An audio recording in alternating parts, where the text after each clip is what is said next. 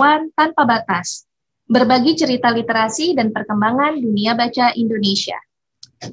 Nah, telah hadir bersama kita di pagi hari ini nih, narasumber kita yang saya ketika membaca CV-nya, wah kece banget nih.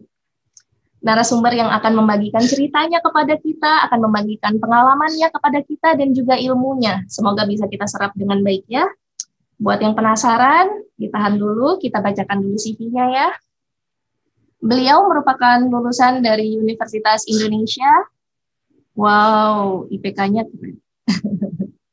Kemudian untuk pengalaman kerjanya banyak sekali nih, betul-betul sesuai dengan namanya ya, Pustakawan Mendunia, kakak ini. Beliau sekarang bekerja di Sekolah Global Indo-Asia ya, sebagai seorang librarian. Kemudian beliau juga menjadi pustakawan di Taruna Papua Boarding School. Wow, dan lain sebagainya, dan lain sebagainya. Beliau juga sudah banyak menulis artikel dan juga papers. Kemudian yang paling menarik nih, awards dan achievement-nya. Beliau pada tahun 2021 merupakan juara pertama dari Best Article Wikigap 1, Wikimedia Indonesia. Kemudian juga pernah menjuarai sebagai Most Potential Librarian in Papua Province. Wah, keren banget. Kemudian beliau juga pernah menjadi Best 12 Most Potential Student in Faculty of Humanities University of Indonesia. Yang paling keren adalah beliau merupakan founder dari Pustakawan Mendunia.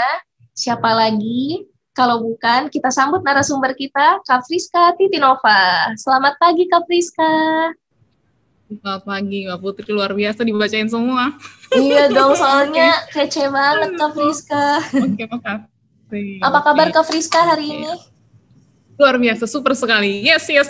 Yes, semangat ya. Semoga Lip Talks kita pada hari ini bisa menebarkan semangat ceria sebagai selain tentunya kita berbagi ilmu juga di sini, Kak Friska ya. Oh iya, terima kasih. Sebelum kita masuk ke materi yang sudah Kak Friska siapkan nih, saya sebenarnya suka sekali mendengar kata-kata Pustakawan Mendunia. Saya nggak tahu ini apakah akan menjadi spoiler dari materi yang telah Kak Friska siapkan, tapi boleh nggak diceritakan, Kak, Pustakawan Mendunia ini apa yang mendasari Kak Friska untuk mengambil nama tersebut? Iya baik, aduh pertanyaan yang luar biasa ya pagi-pagi, mantap. Itu memang visi dari saya. Jadi memang menjadi pustakawan itu menurut saya sudah panggilan, karena memang saya sudah suka membaca itu dari kecil, dan bahkan kata mama saya waktu dalam kandungan sudah ngidamnya membaca. Kemudian jadi ketika akhirnya saya bekerja waktu itu kecebur sebenarnya jadi pustakawan sekolah gitu kan ke Papua, karena aku suka jalan. Aku pikir yang paling jauh mana ya, belum pernah aku jalan, ke Papua, bolehlah berangkat. Ternyata di situlah kecebur yang ternyata passionku di situ. Nah akhirnya setelah 5 tahun kerja di sana, udah melakukan banyak hal selain bekerja profesional, saya juga ikut dalam kegiatan masyarakat, bangun taman bacaan, mengajar anak-anak di kampung gitu ya. Jadi itu udah passionku. Baru setelah keluar dari situ rasa gelisah, kayak aku nggak di situ, bagaimana literasi Papua ya? Kepikiran, aku harus ngasih tahu nih sama orang-orang bahwa kita tuh bisa membuat perubahan. Satu orang pustakawan, saya itu cuma 1 orang, tapi saya bisa ketemu banyak orang, dan itu literasi itu betul ya seperti tadi Bu Fatmi bilang, betul mengubah hidup orang gitu loh. Itu amazing banget. Saya nggak sangka sama sekali. Jadi saya mau menularkan spirit ini ke teman-teman. Jadi waktu itu namanya belum dapat waktu itu. Kebetulan saya waktu itu karena memang sudah posisi di Batam, ada waktu itu kegiatan World Library Conference di Malaysia waktu itu. Saya dapat free seat gratis waktu itu bisa masuk. Batam ke Malaysia udah deket banget daripada Papua pergi ke Malaysia, jauh banget kan. Jadi dari bos ke sana, ngobrol ketemu sama pustakawan di sana, kaget saya lagi. Hah, pustakawan tuh banyak. Terus bukan cuma kalau saya merasa sendirian kemarin di Papua, ini semua pustakawan dan orang-orang yang passionate dengan pekerjaannya gitu. Seluruh dunia jadi pikir, wah, pustakawan nggak boleh pasang setting kepala cuman cuman berpikir kayak katak dalam tempurung gitu loh. Kita tuh mendunia kayak gitu. Ini oh my god, oke kita lanjutkan ya, pustakawan mendunia. Ini emang itu seperti itulah kurang lebih. Jadi untuk Bapak Ibu yang hadir sini saya mengucapkan terima kasih yang sudah hadir on time, kemudian pakai kuota. Saya tahu sulit mungkin naik turun wifi di sana atau internet, tapi berarti yang hadir di sini 350 orang yang hadir pada pagi hari ini, berarti mereka-mereka yang udah ngeliat visi itu sama, ya mungkin belum dapat sebutannya mendunia, tapi udah ngerti, gue melalui literasi ini bisa melakukan sesuatu dan kita gelisah, apa yang bisa kita lakukan, itu sih sebenarnya dari kegelisahan itu Mbak Putri. Oke, keren banget sih Kak Friska. Semoga ini bagi kita ya, khususnya para rekan-rekan pustakawan ini bisa menjadi salah satu pacuan semangat juga nih. Apalagi melihat Kak Friska yang ketika keluar ternyata ada banyak pustakawan selain kita yang ada di sini, yang hadir gitu ya. Baik Kak Friska, mungkin tanpa berpanjang lebar lagi, silahkan bisa dimulai sharing-sharing cerita dan pengalamannya. Baik, ya terima kasih Mbak Putri. Selamat pagi untuk semua Bapak Ibu yang hadir. Terima kasih untuk waktunya. Baik yang hadir di Zoom atau yang saat ini menyaksikan di YouTube, luar biasa Bapak Ibu, saya apresiasi sekali. Sebenarnya untuk topik kita pagi ini, sebenarnya karena ada undangan inilah justru saya berpikir apa itu yang disebut dengan pustakawan tanpa batas ya. Jadi terima kasih untuk undangannya, justru karena undangan ini saya malah jadi tahu gitu ya. Sebentar. Selamat pagi Bapak Ibu, jadi terima kasih untuk undangannya dari Perpustakaan Nasional. Jadi istilah pustakawan tanpa batas ini sebenarnya justru menginspirasi saya. Oh, jadi yang saya lakukan selama ini dalam program library atau literacy, baik di Papua ataupun sampai di Batam, saya tuh konsep kepala saya tuh selalu di mana ada kemauan, di situ ada jalan. Jadi pasti ada jalan, saya percayanya begitu. Jadi ketika akhirnya dikasih topik ini, itu ternyata yang disebut dengan pustakawan tanpa batas ya, gitu. Jadi itu sebuah pertanyaan saya juga, dan saya pikir setelah sudah selesai membuat materi ini, it's possible gitu ya. Tapi mari di sini adalah berbagi cerita apa yang sudah saya lakukan dengan pemahaman ini ya. Baik, mari kita boleh ke next slide Mbak Putri. Oke, pertama kita harus lihat ketika ada statement yang keluar, pernyataan yang keluar tentang perpustakaan, tentang program, atau tentang sesuatu terkait dengan pekerjaan kita gitu. Kita harus cek dulu diri kita, ini apakah fakta, atau ini apakah pendapat. Nah, itu harus kita lihat dulu, mana fakta, mana pendapat. Oke, boleh ke next slide, Mbak Putri? Nah, inilah yang disebut batasan. Kadang kita suka dengar, nggak bisa, atau nggak ada uangnya, nggak ada bukunya, kita ini tertinggal, pimpinan tidak mendukung, anak-anak nggak suka membaca. Ini kalimat-kalimat seperti ini kita harus berpikir dulu. Ini fakta, ini pendapat. Gitu. Oke, next slide please.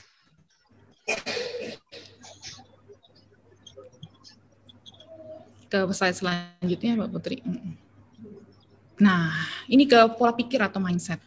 Jadi sebelum ada istilah ini istilah saintifiknya, ada fixed mindset, ada growth mindset gitu ya. Kayak yang sebelumnya Mbak Putri, yang gambar otak tadi.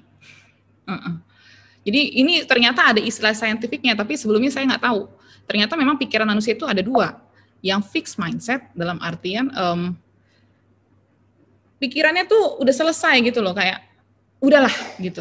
Jadi yang tadi pernyataan tadi nggak bisa, nggak ada buku, nggak ada pimpinan nggak mendukung, itu fixed mindset dalam artian selesai, kelar urusan, jebret gitu ya. Jadi makanya saya pilih itu warna hitam. Jadi selesai. Nah kalau growth mindset, dia tuh nggak lihat yang seperti itu nggak selesai gitu loh, gelisah. Tapi gelisahnya itu harus ada sesuatu untuk itu. Jadi nggak ada duitnya gimana ya? Berpikir caranya gimana? Terus nggak ada bukunya gimana ya? Berpikir caranya gimana gitu. Jadi growth mindset itu dia kayak menyala gitu otak kita tuh, mikir-mikir gimana caranya gitu ya. Oke, next slide please, ke slide berikutnya. Nah ini gambarnya, ini kisah nyata gambar yang berikutnya nih yang tadi. Ini saya mau bilang semua yang tadi kita bilang pernyataan-pernyataan itu kita bisa lewati gitu dengan pandangan itu mungkin, we are possible. Foto yang Bapak Ibu lihat ini adalah anak-anak Papua yang membaca buku di atas pohon.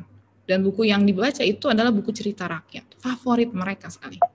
Dan mereka tuh seperti itu. Memang komunitasnya suka berbagi cerita mereka itu. Ya, jadi ini foto yang terjadi gitu di Papua. Oke, silakan lanjutkan lagi Mbak ke halaman berikutnya. Nah, ini pertama nih. Saya mau kasih contoh ya, ketika pernyataan apakah mungkin? Nggak bisa. Ini kejadiannya waktu itu saya ada sesi library, sesi perpustakaan untuk TK.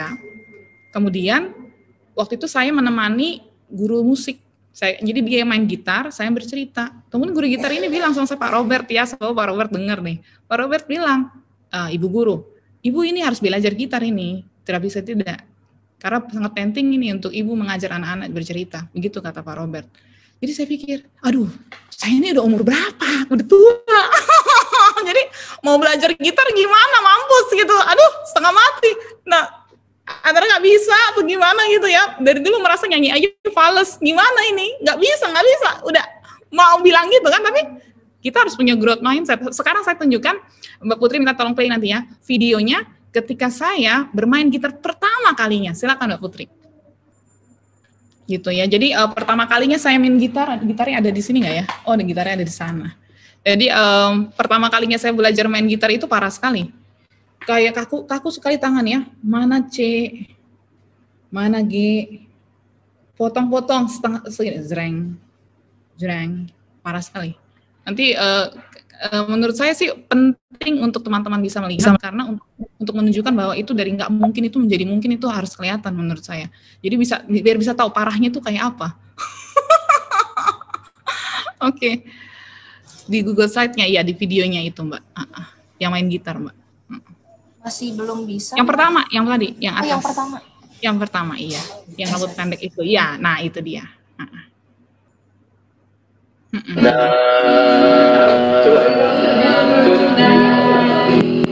Oh ya bisa ya? Bunda kopi saya kalau tidak bukan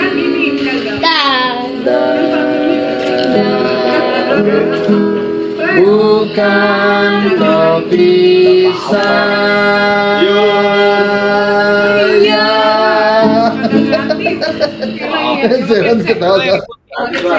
Sekali lagi kan? Lagi. Udah close aja di situ. Oke, so itu tadi saya ditemenin anak-anak Mekison tadi yang direct itu tadi yang pimpin Pak Robert.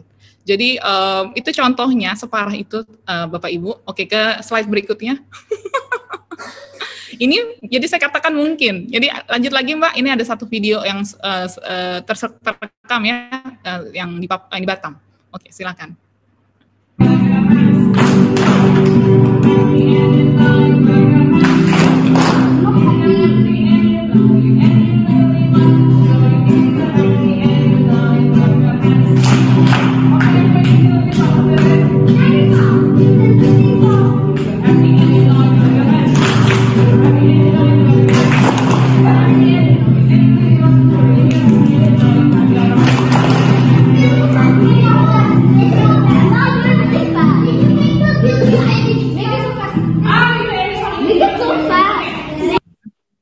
Bisa ke next slide. Itu contoh ya, menurut saya sangat penting untuk teman-teman bisa lihat supaya mindset kita itu bisa tahu mana pendapat, mana fakta. Oke, next slide please. Slide please. Oke. Nah, sekarang pernyataan berikutnya. Apakah mungkin nggak ada uangnya? Bapak Ibu, saya ada di Papua. Banyak hal kita terbatas, jadi saya memahami untuk teman-teman mungkin yang hadir dari tempat 3T atau ada yang hadir dari tempat pelosok, saya memahami sekali. Begitu banyak sekali kesulitan, jadi saya harap apa yang, ini kan berbagi cerita ya, jadi saya harap apa yang pernah kami lakukan, ini kan nggak saya sendiri, ini pasti didukung sama manajemen sekolah, dengan teman-teman atau masyarakat yang peduli gitu ya, jadi semoga bisa menginspirasi Bapak Ibu semua. Oke, kita ke next slide, ke selanjutnya. Nah, ini saya dengan sengaja menaruh foto-foto orang-orang luar biasa ini, mereka adalah yang bisa datang ke perpustakaan atau ke sekolah, atau ke, Bapak Ibu mungkin punya taman bacaan, mereka datang for free, mereka datang gratis, dan mereka berbagi kebiasaan mereka untuk menginspirasi anak-anak. Yang di sebelah kiri ada Mbak Cielis. Cielis itu dia pernah kerja, dia sebenarnya karyawan sekolah TU, dia pernah kerja jadi penerjemah sama editor buku. Jadi saya waktu itu mintakan Cielis untuk datang berbagi, apa sih editor buku tuh pekerjaannya. Jadi anak-anak punya ide, buku itu datangnya dari mana. kan bukan datang dari pohon, dari hutan langsung jadi buku, ada prosesnya gitu ya. Jadi CLS waktu itu cerita. Kemudian yang sebelah kanan itu dari Dinas Perpustakaan Kabupaten Mimika. Saya mintakan bisa datang nggak Pak? Jadi kita ada festival literasi di sekolah. Kemudian saya mau memberikan apresiasi untuk mereka yang paling sering datang ke perpustakaan dan pinjam buku gitu. Ada daftar lognya kan ya, catatannya. Kemudian saya pikir kalau ngasih mereka pin gitu kan, jadi duta baca sekolah gitu, itu akan menjadi pin biasa kalau kita cuma kasih begitu aja gitu kan. Tapi kalau seorang dinas kabupaten perpustakaan ya, dari Kabupaten Mimika bisa datang nyematin pin itu jadi nilainya luar biasa. Pin itu paling harga cuma 10.000 ya. Tapi ketika Bapak itu yang kasih, itu kayak anak-anak itu sampai ada mau menangis. Ya ampun gitu. Karena mereka nggak sangka baca itu ternyata dihargai dan ada sesuatu gitu. Ini contohnya ya. Oke, ke slide berikutnya. Ini juga, ini luar biasa. Ini Bapak Mel Rosenberg. Bapak Mel Rosenberg ini profesor dari University of Tel Aviv. Dia mau berbagi. Sekali lagi yang saya pasang di sini adalah mereka-mereka yang berbagi pengetahuan for free. Kita tidak bayar sama sekali. Jadi dia berbagi bagaimana membuat e-book untuk anak-anak. Dan bahkan dia punya e-book yang sudah diterjemahkan dalam bahasa Indonesia. Yang dia nggak tahu. Jadi ada volunteer yang, karena dia punya website-nya, terus ada volunteer yang menerjemahkan e-booknya ke dalam berbagai macam bahasa. Jadi dia kaget sendiri ketika menemukan ada dalam bahasa Indonesia. Jadi dia membaca dalam bahasa Indonesia, raja yang tidak begitu tinggi. Dan anak-anak heboh sekali. Jadi sekali lagi ini orang-orang luar biasa. Oke, lanjut lagi silakan. Ini juga, ini baru terjadi Bapak Ibu bulan lalu Maret, festival literasi di sekolah kami. Ini juga sama, ini Bapak Dondup, dia orang Tibet, dia tinggal di perbatasan antara Tibet dengan Nepal, dan dia membacakan buku yang ditulis oleh Dalai Lama. Dalai Lama adalah pemimpin spiritual untuk orang Tibet, jadi dia nulis buku, dan memang di perpustakaan kita ada bukunya. Terus Pak Dondup ini juga promote, saya pegang buku ini karena saya pinjam dari perpustakaan di kota saya. Jadi dia bacakan bukunya, saya sharing screen dari sini, seperti itu. Sekali lagi orang-orang luar biasa ini berbagi dengan kebaikan hatinya, tidak ada yang dibayar. Seperti itu Bapak Ibu. Oke, lanjut lagi. Oke, ini juga for free, amazing. Yang sebelah kiri ini Mince kalau nggak salah. Mince, ini ikut kita ada kerjasama dengan radio lokal di Mimika, Radio Publik Mimika.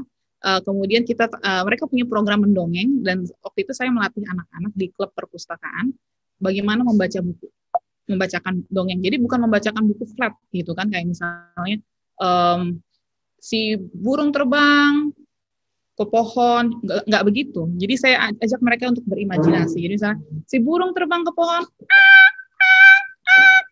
terus misalnya ada bunyi angin, gitu. Jadi itu membuat ceritanya lively. Jadi kami biasa membawa anak-anak sebulan sekali waktu itu ke RPM, dan tentunya kita nggak ada kita bayar, malah mereka senang, dan itu selalu diputar tiap hari Sabtu. Kemudian di sebelah kanan, terima kasih untuk Perpustakaan Nasional, ini amazing, ini program yang menurut saya betul-betul menginspirasi anak-anak, dan tolong dilanjutkan Bapak Ibu. Ini program lomba bercerita dari Perpustakaan Nasional sampai ke kita di Kabupaten Mimika. Jadi anak-anak dari membaca nih kan, membaca cerita rakyatnya dia nih kan, seneng gitu. Dilombakan menang gitu. Terus dan saya katakan kepada ini Junianus gitu, dengan gue lupa namanya. Ya, ini berdua muridnya, saya bilang, kamu menang. Jadi ada sebuah anekdot gitu ya, kalau di Papua itu seakan-akan kalau Papua pasti menang. Jadi saya bilang sama mereka, kamu menang, jangan kamu merasa, jangan kamu besok menang hanya karena kamu seorang Papua. Tunjukkan kamu menang karena kamu punya kualitas, dan kamu, orang ketika lihat kamu, mereka tahu memang mereka juara. Begitu saya bilang. Dan itu mereka memang latihan luar biasa. Ya Isabella, terima kasih Pak Ade. Iya, Isabella Bianal dengan Junianus Manggal ini berdua. Jadi mereka berlatih sampai lari pagi Bapak Ibu, jam 5 pagi saya temenin lari pagi untuk olah vokal. Terus saya jadiin bercerita itu bukan bercerita yang tadi saya bilang, bercerita itu saklek sama isi bukunya. Bercerita itu kan kita berekspresi ya Bapak Ibu. Dan anak-anak itu nature-nya harus happy, jadi mereka bercerita dengan senang hati tentunya. Ini akhirnya juara 1-2 di Kabupaten Mimika, yang pergi ke provinsi, juara satunya Junianus Magal, kita pergi ke provinsi Papua di Jayapura, kita lomba, dan itu menang lagi juara 1, dan kita ke Jakarta Bapak Ibu. Jadi ini for free. again, ya terima kasih pokoknya sekali lagi Perpustakaan Nasional, amazing. Pokoknya ini menginspirasi sekali dan sampai sekarang, sampai tahun kedua, tahun depan itu anak-anak menanti-nanti lomba bercerita itu. Dan tentunya ya itu promosi juga untuk membaca ya, bagus sekali. Oke, silakan lanjut lagi Mbak Putri. Nah, next slide. Ini lagi pernyataan berikutnya. Apakah mungkin nggak ada bukunya, gitu ya? Oke, next slide boleh. Ini kita bekerja sama sebenarnya Bapak Ibu. Kadang-kadang kita kalau memang berpikirnya kita sendiri, kita capek, kita berat sendiri Bapak Ibu.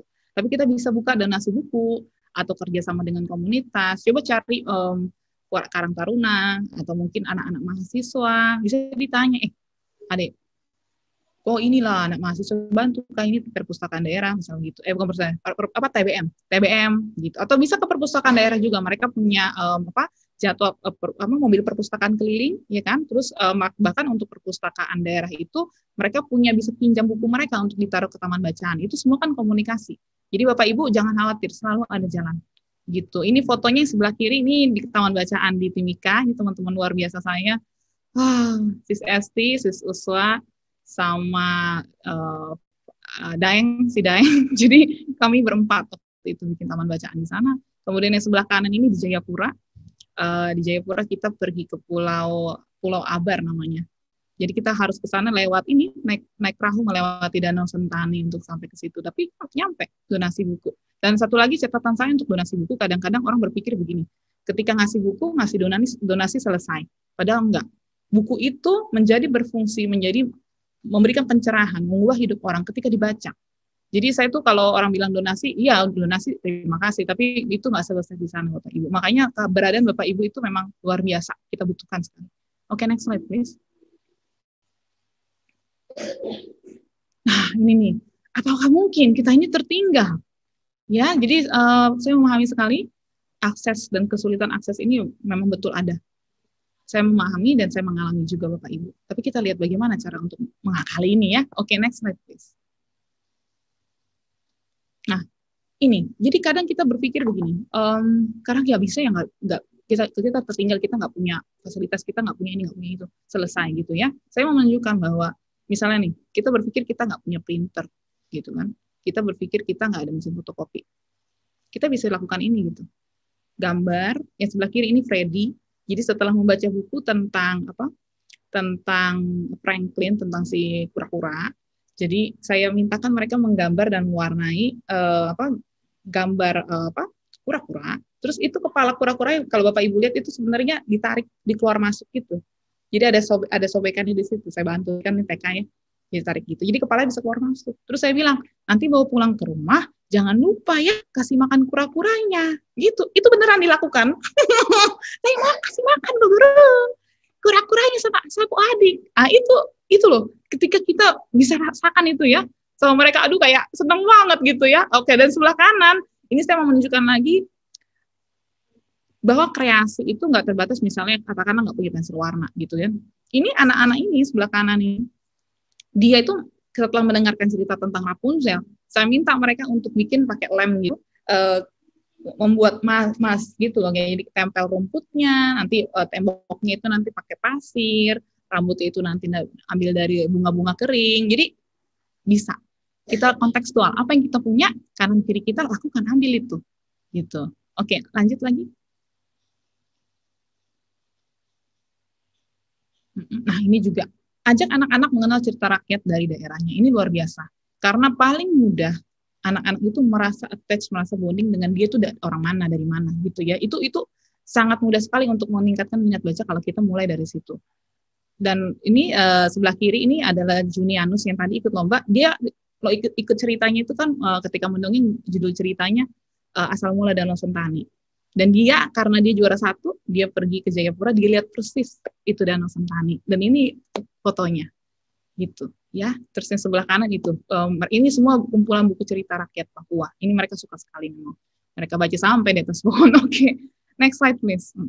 Bagaimana mengajarkan anak-anak untuk mengenal cerita rakyatnya. Oke. Jadi selain kita mengajarkan anak-anak untuk mengenal cerita rakyatnya, kita juga bagus untuk kenalkan juga dong cerita rakyat daerah lain. Jadi mengajarkan. Oh, jadi kalau dibilang saya suka sekali. Jadi kadang-kadang kita juga perlu ngenalin di Indonesia ini banyak. Dan Indonesia itu bukan cuma tentang suku kita. Indonesia itu ada suku lain gitu. Dan itu saya juga kenalkan ke anak-anak. Yang paling mudah ada saya, karena saya kan dari Batak. Jadi saya ceritakan, oh asal mula Danau Toba gitu ya. Asal mula Danau Toba, terus kita setelah itu mereka nih saya ajarin sekalian safety mau masak gimana. Ini laki-laki tapi pintar-pintar, mereka suka masak ini ikannya, terus makan sama-sama ya ikan teri Medan. Mereka suka sekali seperti ini. Jadi penting bagi kita untuk membawa segala sesuatu itu ke dalam konteks gitu. Jadi anak-anak tuh merasa nyambung gitu. Apa yang dibaca itu real, ada untuk hidup mereka. Jadi bukan sesuatu hal yang jauh gitu. Oke. Jadi selain ini kita juga pernah masak juga bikin rujak ya, timun mas waktu itu. Oke, boleh ke next slide, Mbak Putri. Ini lagi pernyataan berikutnya. Apakah mungkin pimpinan tidak mendukung? Aduh, kadang-kadang mindset ini loh, makanya fakta apa opini gitu ya, kita harus lihat. Oke, next slide, please. Nah, tips dari saya nih, gimana caranya biar pimpinan mendukung? Boleh, next slide. Dengan cara melibatkan mereka. Gitu. Jadi kalau misalnya ada festival literasi atau kita mau bikin kegiatan mendongeng, ajak pimpinan ikut cerita. Ini kebetulan pimpinan saya Mr. Chris. Aduh, Mr. Chris nonton nggak ya? Mr. Chris itu sangat suka sekali untuk mendongeng dan kita sudah mengadakan festival literasi beberapa kali. Mr. Chris selalu mendongeng, bercerita untuk anak-anak. Ini dia jadi robot. Seru ya. Makanya kalau udah pimpinan kita mendukung, program goal. Oke, boleh ke next slide please. Gitu. Ini juga yang di Papua kita bikin pekan literasi, kita bilang ini lombanya macam-macam. Dari yang tadi baca buku paling banyak, terus menyambungkan cerita. Misalnya cerita saya berhentikan di tengah-tengah, nanti anak-anak suruh lanjutkan lagi ceritanya. Terus mewarnai tokoh cerita. Ini banyak sekali waktu itu. Kepala sekolah kita waktu itu juga sangat mendukung sekali. Oke. Lanjut silakan. Ini tunjukkan manfaat literasi juga pada pimpinan. Jadi mungkin Bapak Ibu yang sudah hadir, nanti materi ini bisa di-share, kemudian bisa kasih tahu, lewat perpustakaan bisa bikin banyak loh Pak. Kadang-kadang orang mikir baca terus ngapain? Orang mikir gitu kan? Karena nggak tahu. Jadi dengan kita menunjukkan apa yang bisa kita raih melalui membantu gitu ya, literasi membantu anak-anak khususnya dan untuk ya tentunya untuk kesejahteraan di masa depan gitu. Banyak mengubah hidup gitu. Ini amazing dan ini real gitu kan. Nah ini sebelah kiri Bapak Ibu, anak-anak klub perpustakaan itu kan mereka sudah literasinya sudah di atas rata-rata ya, suka baca gitu. Terus kita bikin juga semacam drama musikal, dan drama musikal itu luar biasa. Anak-anak Papua dari kelas 2 SD sampai kelas 5 SD, mereka mampu berekspresi, menunjukkan teater, itu musikal Bapak Ibu. Jadi ada nyanyinya sedikit, suaranya direkam sebelumnya, dengan ekspresi yang tepat. Dan kami itu diundang selalu untuk Natalan di acara Natalnya PT Tambang di Timika itu selalu hadir di sana, dan kehadiran kami itu ditunggu-tunggu, selalu menghibur. Kalau bagian yang ketiga ini yang terakhir waktu saya ada di sana, ini bagi ceritanya agak sedih, jadi ada yang menangis. Tapi ini amazing banget. Anak-anak pun kaget ya, melalui literasi, oh bisa sampai sini gitu. Dan sebelah kanan ini kita juga bawa mereka ke dalam sisi kreatifnya, membuat poster Bapak Ibu. Jadi itu poster untuk himbauan di perpustakaan dengan kontekstual Papua ya. Jadi dia tulis segini, ingatlah, kembalikan buku yang kau baca. Gitu ya. Aduh, amazing, ini very. Oke, boleh ke next page please. Nah, ini lagi. Apakah mungkin anak tidak suka membaca? Lagi ya, ini statement seperti ini mungkin bisa kita dengar. Oke, lanjut. Gimana caranya ini? Triknya. Nah, ini bisa asal kita mulai sedini mungkin. Ini dari mendongeng yang tadi baca buku cerita dari anak kecil, terus kita bikin prakaryanya, bikin mereka bermain dengan prakaryanya. Oke, lanjut ke slide berikutnya. Minta lagi dia bercerita di depan kelas tentang buaya yang tersenyum. Nah, kalau bilang buaya tersenyum, jangan hiduplah seorang buaya tersenyum. Jangan begitu, Pak Ibu. Makanya kita nih sebagai penggeraknya ya, ajak anak-anak senyum sama-sama. Buaya yang tersenyum semua, ya, gitu. Kalau begini tersenyum kah tidak, gitu. Jadi be playful buat that ya. Terus sebelah kanan setelah mereka dengar cerita tentang lumba-lumba, mereka bikin hasil karya tentang lumba-lumba. Jadi bring it, connect, hubungkan apa yang mereka baca menjadi sesuatu yang dekat dengan mereka, itu nggak lepas, senang itu mereka. Oke, lanjut lagi, silakan.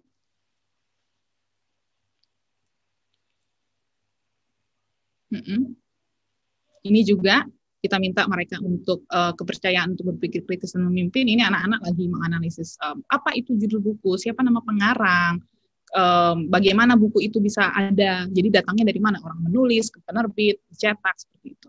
Oke, next slide please.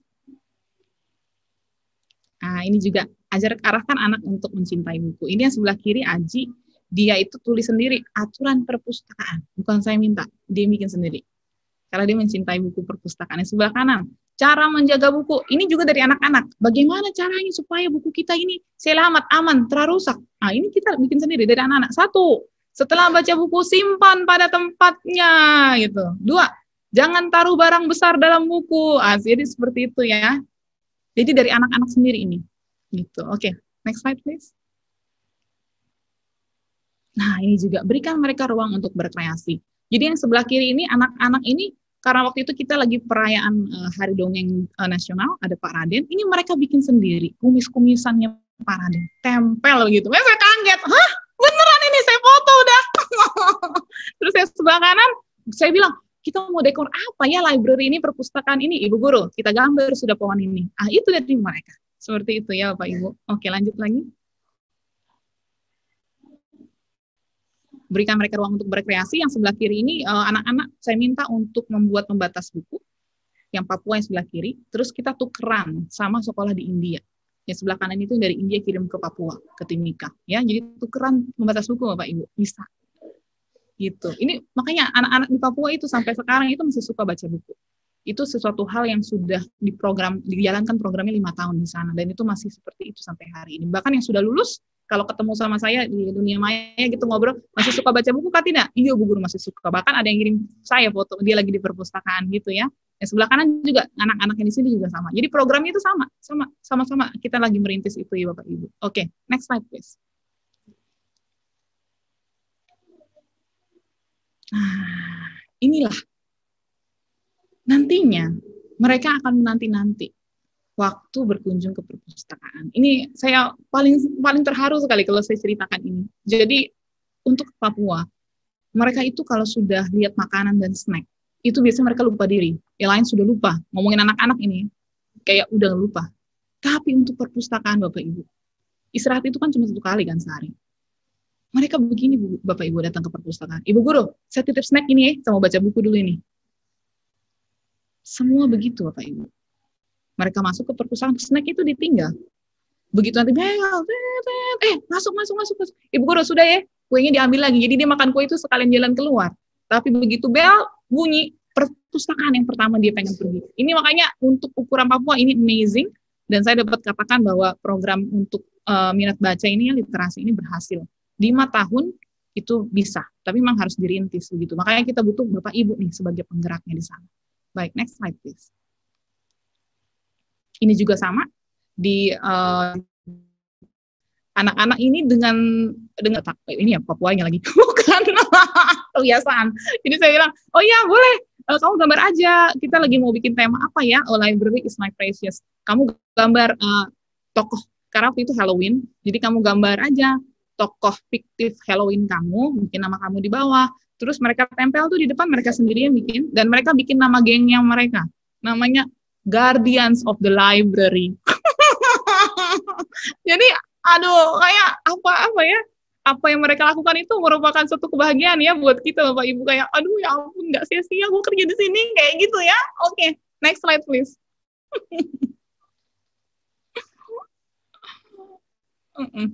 Nah, ini tadi pertama ini saya nggak bikin. Apakah mungkin ada COVID-19? Karena udah jelas ini bukan pendapat. Kalau yang tadi sebelumnya semua pendapat, ini kan bukan pendapat. Ini fakta. Apakah mungkin ada COVID-19? Nah, kalau kita pasang setting pustakawan tanpa batas, apakah ini menjadi batas akhir kita? Kita nggak bisa ngapa-ngapain? Nah, saya berpikir, nggak boleh kayak gini. Kita nggak boleh nyerah. Karena keadaannya, Kalau kita nyerah sama COVID-19, orang nggak datang ke perpustakaan, koleksi kita nggak dibaca, artinya we erase library. Apakah perpustakaan mati begitu aja? Nggak bisa. Gitu. Itu di saya ya, saya merasa nggak bisa. Kita harus overcome, kita harus bisa lewati ini. Lewati ini gimana caranya? Oke, boleh ke next slide.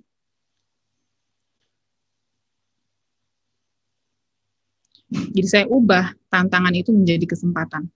Saya berpikir apa yang bisa saya lakukan supaya library ini tetap jalan, supaya program library ini tetap jalan. Jadi memang untuk yang kasus yang ini, saya posisi sudah di Batam, yang memang sudah fasilitas sudah lebih maju di sini. Jadi contohnya kami di sini bisa melakukan, mungkin Bapak Ibu bisa mengadaptasi dengan keadaan di sana. Jadi kami melakukan seperti ini. Pertama, saya sebarkan survei kepada anak-anak dan orang tuanya untuk yang kelas 1 dan 2 ya, dan TK. Saya bilang anak-anak itu sukanya mau baca buku yang mana? Mau baca buku yang fiksi atau non-fiksi. Kita kasih mereka kesempatan untuk meminjam buku, 4 buku dalam sebulan. Ini sekali lagi bisa terjadi karena dukungan pimpinan kita. Jadi 4 buku sebulan itu pilihannya mau kita pilihin sendiri untuk yang anak kelas kecil. Karena mereka kan belum ngerti baca sistem library ya. Jadi kita yang pilihkan bukan cuma maunya mana, fiksi atau non-fiksi. Terus kita buat jadwal dalam sebulan. Kelas ini mau ngambil kapan, jam berapa, selalu jam 2 ke jam 3. Tapi di hari-harinya itu beda, kita sesuaikan. Kemudian mereka bisa pakai drive-thru, mobilnya lewat, ngambil, berangkat lagi, atau pakai GoSend gitu, bisa. Jadi itu makanya saya bilang, kita nggak mungkin mati, kita harus berpikir gimana caranya. Jadi akhirnya keluar tuh si drive-thru itu ya, itu contoh pertama. Kemudian saya berpikir lagi, oke, kenyataannya untuk kita membaca buku, di sini kan agak sulit. Kecuali anak itu minjem buku langsung kan. Nah jadi sesi library saya isi apa? Jadi saya kasih tahu ke anak-anak, salah satunya akses untuk membaca e-book gratis. Nah, untuk orang Indonesia agak sulit, gitu. E-book memang banyak dari perpusnas juga banyak, tapi ada kesulitan dalam artian buku untuk anak itu kan beda. Buku untuk anak itu ketika lebih banyak teks itu mereka nggak terlalu tertarik. Kita harus banyak promote yang banyak gambarnya, dan itu harus sharing screen seperti itu. Jadi akhirnya melalui Pustakawan Dunia, semua pengalaman yang saya lakukan di sini untuk overcome COVID ini saya berbagi. Memang saya pikir waktunya kurang, saya nggak tahu waktunya, mungkin kita masih harus ada space waktu untuk tanya jawab. Tapi semuanya itu apa yang saya berbagi dari pengalaman yang di sini untuk overcome, untuk melewati COVID-19 itu saya sharing di Pustakawan Dunia. Itu saya tulis di situ dan di websitenya. Tapi untuk remindernya di Instagram. Jadi itu misalnya contohnya sebelah kiri kan, Get Epic e-book gratis berbahasa Inggris untuk anak-anak. Jadi itu, e-booknya bagus sekali. Jadi dia menggabungkan antara gambar, suara, ada suara orang yang baca, bahkan kalau ada arti kata sulit, kita bisa klik, ada suaranya, baca katanya itu bagaimana, dan artinya juga apa. Kalau yang Let's Read Asia, ini amazing-nya, kalau Get Epic itu kan Inggris totally, atau bahasa Perancis atau Spanyol, tapi Let's Read Asia ini amazing, yang Let's Read Asia.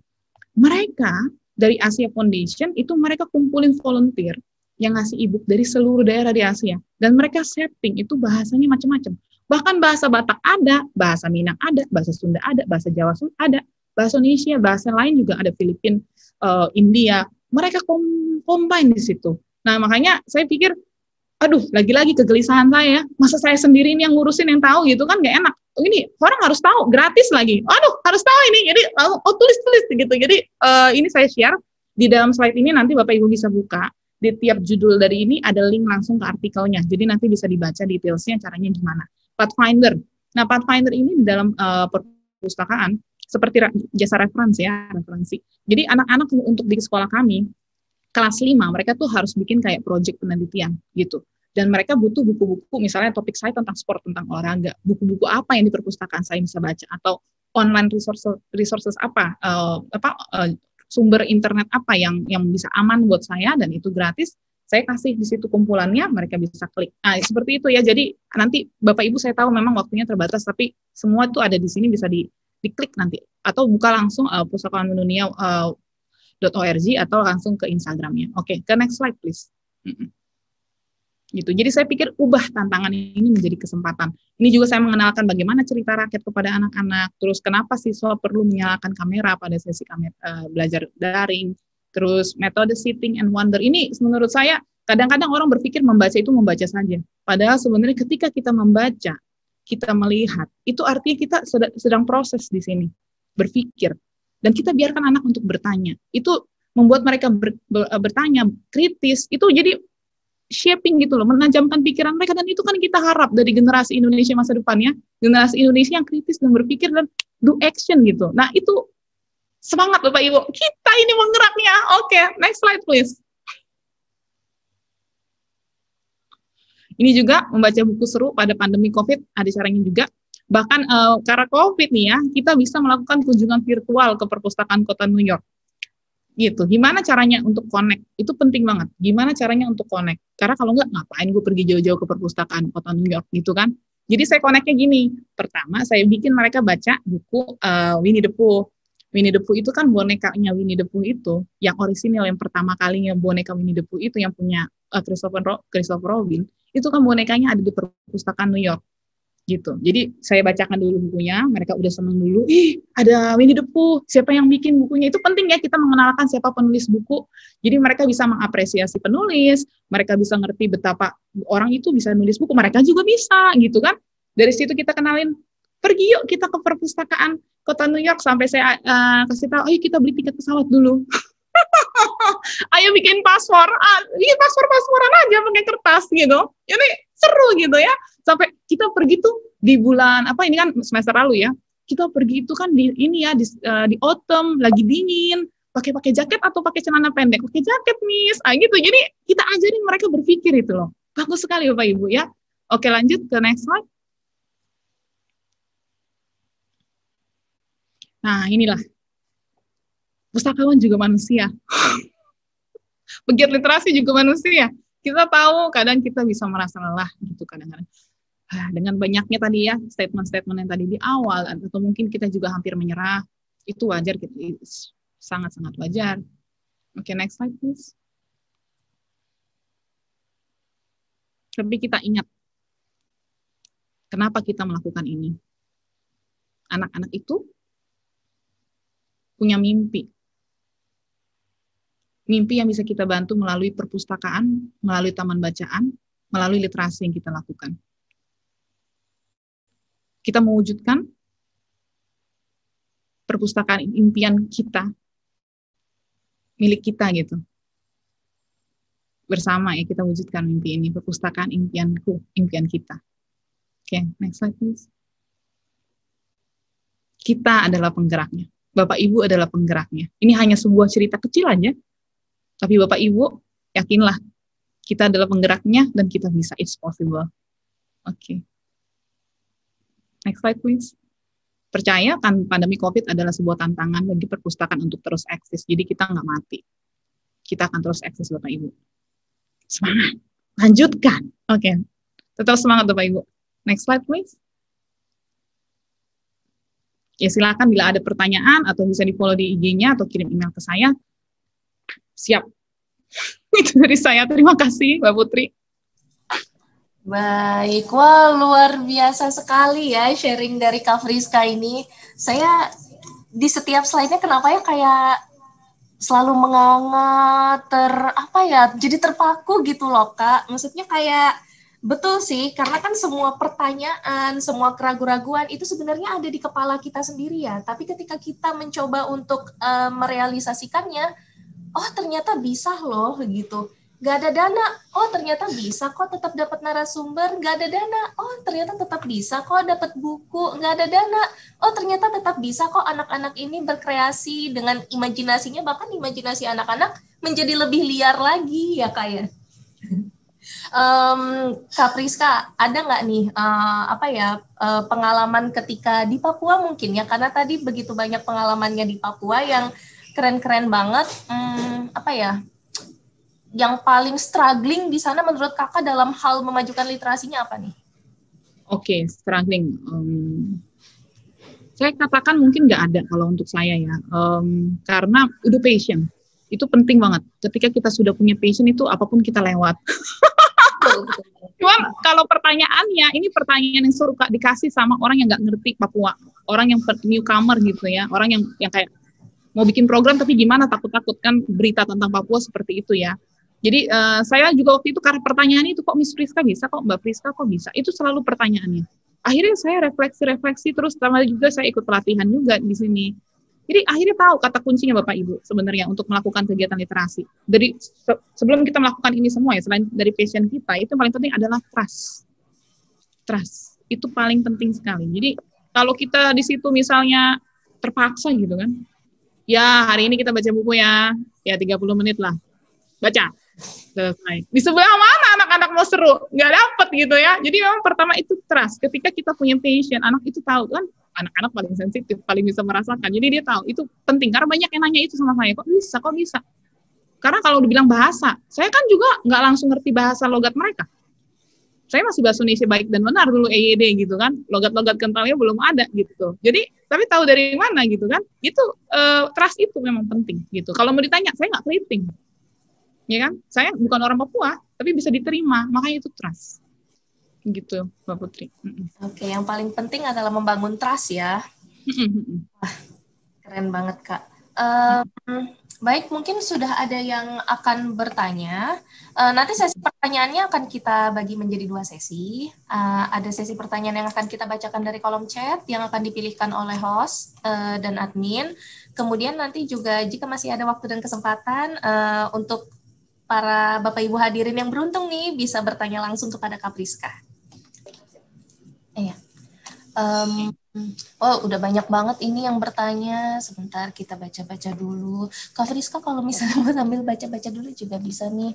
Kayaknya Bapak Ibu pustakawan juga jadi pada semangat-semangat banget nih karena dengar sharing Kak Priska gitu.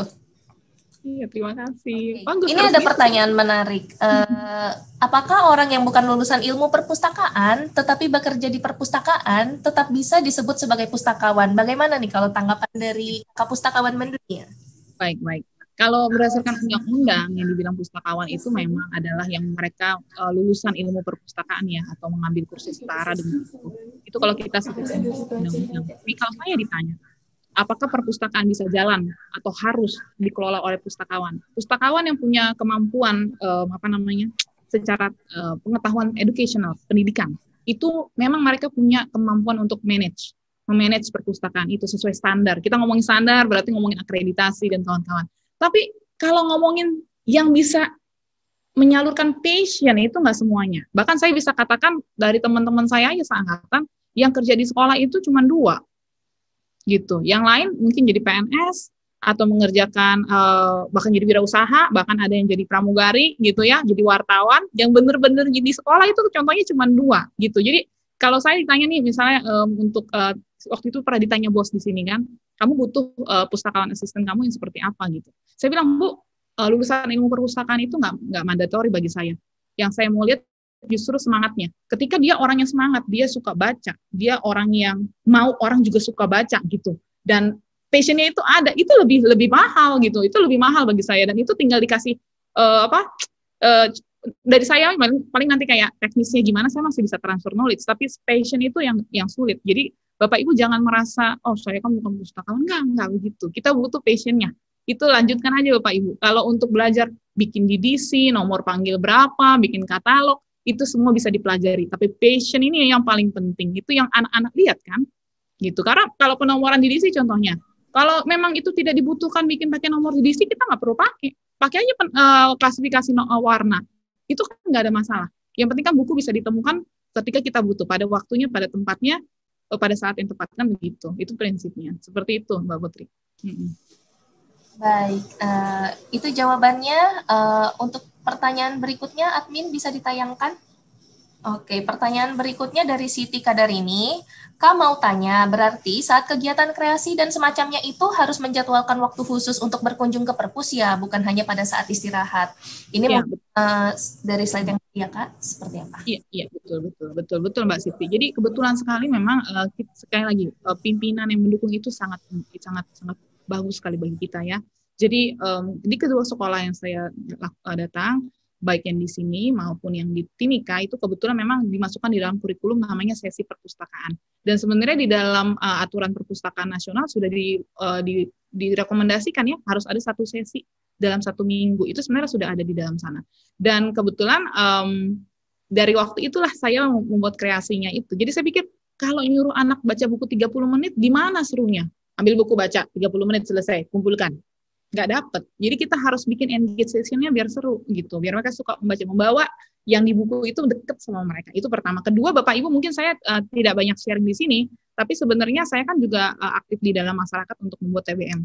Nah, jadi kalau misalnya Bapak Ibu di sini ada pegiat literasi, bisa dibuat jadwal mungkin tiap Sabtu gitu, ada bikin kegiatan gitu. Disesuaikan dengan volunteernya. Kan memang kita nggak bisa sendiri. Ini ada tugas bersama ya. Jadi silakan dicari teman-teman yang satu passion gitu. Bisa gitu. Silakan Mbak Putri lagi pertanyaan lain. Oke. Pertanyaan berikutnya. Oke, pertanyaan berikutnya dari Adinda di Temanggung. Di dusun tempat tinggal saya ada perpustakaan yang bukunya sudah cukup memadai, tapi anak-anak sekarang lebih senang bermain dengan smartphone-nya. Bagaimana cara efektif untuk mengalihkan perhatian mereka pada literasi dengan interaksi langsung? Wah, pertanyaan menarik nih Kak, silakan dijawab. Baik, terima kasih Mbak Adinda untuk pertanyaannya. Baik, justru saya lihat kita jangan melihat kayak apa ya, anti gitu. Oh, anti gadget, anti internet, enggak. Pikirannya sekali lagi kita lihat tantangan itu menjadi kesempatan. Jadi kalau yang saya lihat, contohnya waktu kita di Taman Bacaan waktu itu ya, bagaimana connect buku sama internet contohnya. Jadi setelah kita baca, kita bahas isi buku itu, kita tunjukin videonya, itu contohnya. Jadi bawalah mereka itu apa yang dibaca itu dekat rasanya. Kemudian yang kedua, kalau yang saya lihat hobi, misalnya gini, mereka suka smartphone gitu. Apa sih yang mereka lagi ngehits gitu? Misalnya mereka itu anak-anak misalnya contohnya ya kan anak-anak Papua, mereka lebih tertarik sama penyanyi-penyanyi yang kulit hitam gitu. Jadi saya waktu itu bikin videonya Michael Jackson, kita putar video waktu itu black and white. Contohnya seperti itu. Jadi terus kita kenalin siapa itu Michael Jackson. Jadi tidak mengambil teknologi sebagai ancaman, tapi kita pakai itu sebagai kesempatan. Jadi bawa yang dekat. Misalnya mereka suka musik, mereka suka katakanlah penyanyi mungkin Justin Bieber, tunjukin tuh kita punya nih buku chord gitar loh. Kaget mereka, ada ya ini loh. Jadi kita bawa deket gitu. Jadi seperti itu sih, khususnya untuk anak-anak kelas besar ya yang sudah mungkin kata orang lagi-lagi pendapat sudah terlambat. Nggak ada terlambat. Kita bisa. Bahkan masak tadi saya bisa ya dari cerita rakyat jadi masak. Itu kan membawa deket gitu. Itu bisa banyak cara menuju Roma. Bisa Bapak Ibu, semangat. Oke, siap. Bapak Ibu semangat ya. Nah, biar semangat lagi nih, kita berikan kesempatan kepada Bapak Ibu hadirin di acara Lip Talks kali ini untuk bertanya langsung kepada Kak Friska Kak ya. Di sini sudah yang raise hand, itu Ibu Indrawati. Silakan. Halo Bu Indrawati, selamat pagi. Oh, masih di mute, Bu. Ya. Selamat pagi, Kak Friska. Ya, pagi. Nah, senang banget dengar ceritanya, sharingnya. Jadi tambah semangat. Ya. Saya Indrawati, pustakawan di Perpustakaan Umum Daerah di Kota Depok. Ya, kalau tadi melihat sharing tentang dunia kepustakawanan di sana luar biasa ya, penuh dengan warna. Jadi kebayang tuh pustakawan tuh nggak hanya mengurus buku-buku saja ya, tapi juga jadi guru, jadi teman, dan membuat dunia tuh jadi luar biasa gitu ya buat anak-anak dan mereka jadi menyukai buku. Nah, di dunia pustakawan pemerintah atau menyebutnya pustakawan PNS gitu ya, ya nggak semuanya tuh punya passion menjadi pustakawan. Ada yang dilalah karena memang sudah ditempatkan di perpustakaan, ya. Akhirnya menganggap ini sebagai sebuah profesi semata. Nah, akibatnya kan kita sering merasa kita punya passion, kita yang seneng gitu ya, itu jadi kerja sendirian, berasa sendirian. Berjibaku sendirian, sementara lu kerajinan banget ya, bahasanya mungkin di luar ya, tantangan. Saya merasa ketika ngobrol begini melihat, oh luar biasa, nggak sendiri gitu ya. Tadi disebut ada semacam tagline-nya pustakawan mendunia. Apakah itu sebuah organisasi atau komunitas, dan bisakah kita terhubung dengan komunitas tersebut supaya kita punya wawasan, kemudian kita punya semangat juga terus terjaga. Itu satu. Terus yang kedua, kayaknya perlu sering-sering untuk membuat model diskusi-diskusi seperti ini untuk kita yang pustakawan supaya bisa di-recharge terus. Selamat, terima kasih. Ya, terima kasih Bu Indrawati untuk berbagi kisah. Dari senyumnya ini juga lama nih, pustakawan tanpa batas, pustakawan mendunia juga. Iya, iya. Gimana Bu? Kayak lagi ngomong nggak? Oh enggak, oke. Ya, saya kebetulan juga sama, saya menyebut diri saya sebagai pustakawan relawan. Kalau cuma sekedar bicara pustakawan, saya PNS-nya doang gitu, jadi baju dinasnya doang yang berasa berat, besar gitu, dan membuat gerak tuh agak kurang fleksibel. Jadi akhirnya saya menyebut diri saya pustakawan relawan kalau ditanya. Jadi separuh saya ada relawan, nggak cuma sekedar pakai baju dinasnya saja.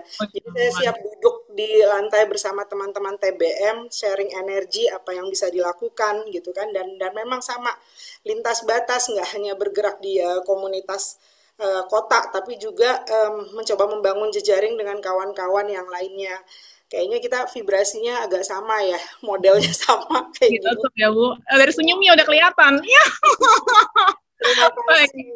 Jadi makin semangat jadinya. Harus kita menggeraknya. Baik, makasih. Saya lanjut pertanyaannya. Pertama, Pustakawan Dunia itu adalah komunitas. Kemudian memang itu isinya teman-teman. Pendekatan pertamanya sebenarnya waktu itu saya berpikir, karena saya waktu itu berpikirnya nggak boleh nih cuma saya sendiri gitu. Jadi yang lain juga harus ikut. Jadi waktu itu terdekatnya dengan saya. Waktu saya lagi ke Jayapura, saya cari anak-anak ilmu perpustakaan di Universitas Cendrawasih. Jadi mereka lah anggotanya saat ini, terus ada attendee baru dari UGM, saya ketemu dari Clubhouse. Jadi silakan Bapak Ibu yang mau bergabung nanti di WhatsApp grupnya, bisa nanti dijapri ke Instagram saya, di Pustakawan Dunia, japri saya nomor WhatsApp-nya. Nanti kita invite ke situ, biasanya kita akan berbagi informasi, misalnya ada pelatihan, atau misalnya ada tulisan baru di Pustakawan Dunia, jadi nanti terupdate di sana. Begitu ya Bu, terus tetap semangat, dan sekali lagi kunciannya sebenarnya memang, itu adalah di pimpinan. Sekali lagi bukan di kita sebenarnya. Kita penggerak, kita siap, kita kayak, oke, saya perang. Tapi kan bos harus oke sih. Jadi memang harus ada komunikasi antara kita dengan pimpinan kita, suatu berkat luar biasa ketika pimpinan kita memahami, gitu. Kalau memang belum, ya bagaimana kita promote dikit-dikit. Ya Pak, hari ini, atau yang paling mudah sebenarnya Bapak Ibu, kita sendiri promosi kalau kita lagi baca buku. Itu paling mudah. Update status, baca buku ini, gitu kan. Nanti orang, ini pustakawan beneran baca mulu. Akhirnya nanti kayak kemarin, bos saya nanya, kamu lagi baca buku ini? Itu bukunya bagus loh. Ternyata dia juga baca, gitu ya. Jadi kita ini kayak, saya pernah bilang kemarin bicara di perpustakaan Balai Karimun, saya bilang, kita ini sebagai ambasador. Ambasador kegiatan literasi membaca, gitu kan. Jadi kita tuh kayak, saya pakai kebas rambut gitu. Jangan taunya anggun aja, iklan Pentin. Kita juga ambasador untuk kegiatan literasi, Bapak Ibu ya. Semangat.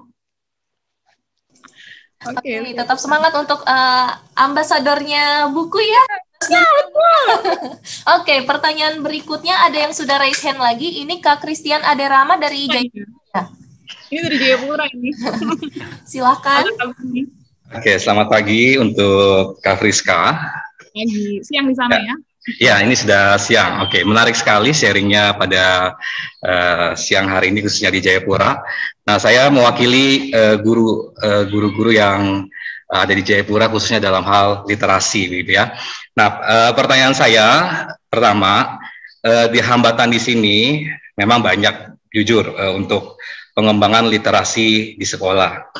Nah, yang ingin saya tanyakan pertama, bagaimana kita juga sebagai guru kita mengencourage orang tua akan pentingnya literasi, karena kami sendiri di sini sebagai guru merasa sedikit kewalahan ketika ingin menggiatkan kegiatan membaca gitu ya kepada anak-anak. Yang pertama, yang kedua, khusus mengenai kurikulum, apakah kami bisa diberikan sedikit gambaran bagaimana kurikulum perpustakaan ini bisa kemudian menjadi hal yang menarik dari Kak Friska sendiri, seperti apa yang sudah Kak Friska rancang seperti untuk, karena tadi saya lihat bagus sekali ya, terutama yang di Timika, di anak-anak Papua itu. Nah, apakah Kak Friska sendiri menyusun semacam kurikulumnya, atau oh iya nih saya begini-begini, atau hanya sekedar improvisasi. Nah kalau misalnya ada kurikulumnya, boleh nggak di-share sama kami yang ada di Papua, karena jujur kami sendiri untuk melakukan literasi ini agak sulit. Dan ketiga, pertanyaan saya, bagaimana kami di Papua bisa mendapatkan akses khususnya ke buku-buku, terutama buku-buku digital, karena di sini terus terang saja perpustakaannya untuk perpustakaan daerahnya belum berfungsi maksimal gitu ya. Kami hanya sekedar misalnya berkunjung ke lab bahasanya punya pemerintah gitu. Nah, seperti itu pertanyaan saya, terima kasih. Terima kasih Bapak Ade. Ini teman dulu satu kantor sama saya di Timika, sekarang berkarya di Jayapura ya, para Ade.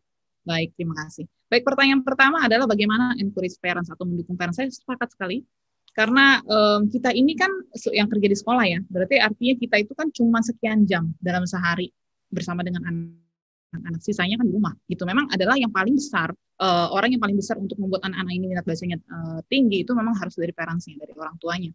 Jadi kalau saran dari saya, memang ini tergantung ya, kita dari taman bacaan atau dari sekolah melihatnya. Kalau dari sekolah, berarti fasilitasnya bisa kita minta pertemuan antara parents dengan orang sekolah. Kita bisa panggil narasumber, karena biasanya kalau yang ngomong guru lagi bosan.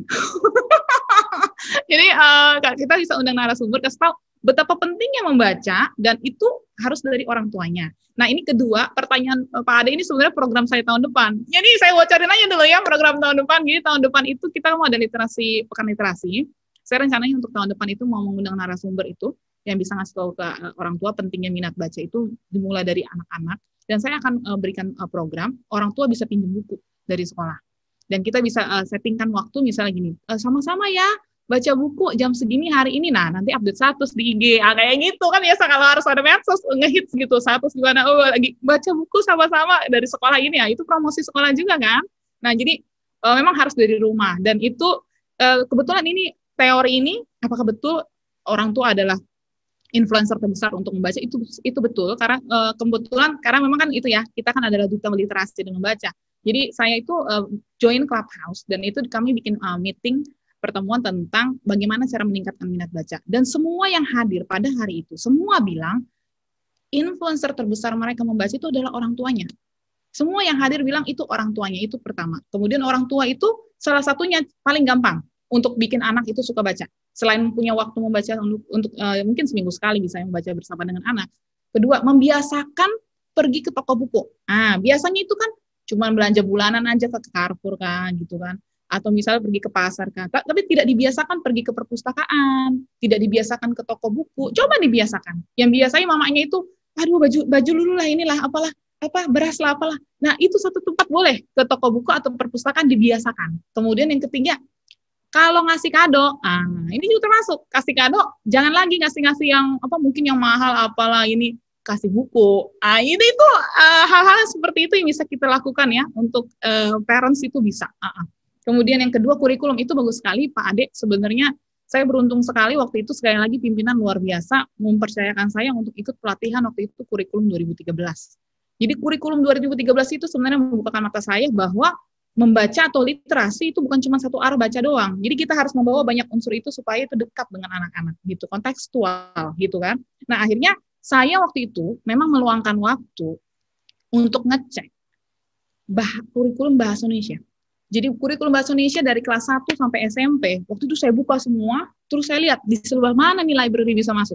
Yang satu tentang puisi, nanti saya kasih tahu buku puisi, terus saya kenalin siapa penulis puisi waktu itu, Sapardi Djoko Darmono almarhum. Biar Papua anak tahu loh, Sapardi Djoko Darmono, boleh dicek. Sampai musikalisasi puisi itu kayak apa? Papua ini, saya bukakan itu loh. Jadi sampai mereka saya bisa saya tunjukin puisi saya bisa bikin kayak apa, dan mereka juga bisa bikin. Gitu, jadi memang kurikulum itu penting, dan itu menjadi pagar-pagarnya kita. Nggak semua dalam bahasa Indonesia kita bisa ambil, paling kayak beberapa hal lagi, misalnya cara mengetahui bedanya buku non-fiksi dan fiksi itu saya bisa ambil. Oke, saya kasih tahu ke kelas 4. Mengenal apa itu reference, apa itu kamus, apa itu peta, itu saya bisa ambil. Jadi beberapa bagian yang kita bisa ambil, kita bisa lihat dari situ. Memang Bapak Ibu kita harus sama-sama belajar, rajin buka-buka kurikulum, sama di sini juga gitu. Dan memang nggak ada patokannya, namanya juga kurikulum berubah-ubah, jadi kitanya harus follow up, yang harus belajar terus gitu ya untuk Pak Ade.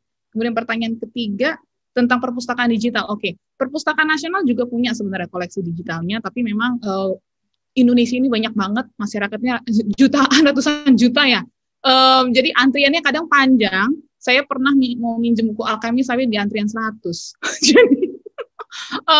Jadi pilihannya Bapak Ibu bisa nanti tadi cek yang website yang saya kasih, itu ada buku untuk anak bagus sekali yang sudah ditulis, itu ada 2 dari Let's Read Asia, sama satu lagi Get Epic, satu lagi ada tapi itu nanti saya tulis lagi. Pokoknya selalu apa yang bagus, best practice yang sudah kita lakukan di sini pasti saya share nanti di Pustakawan Dunia, seperti itu Bapak Ibu. Jadi bisa dicek nanti di sana ya. Terima kasih Pak Ade untuk pertanyaannya, luar biasa. Sukses ya untuk Papua, semangat.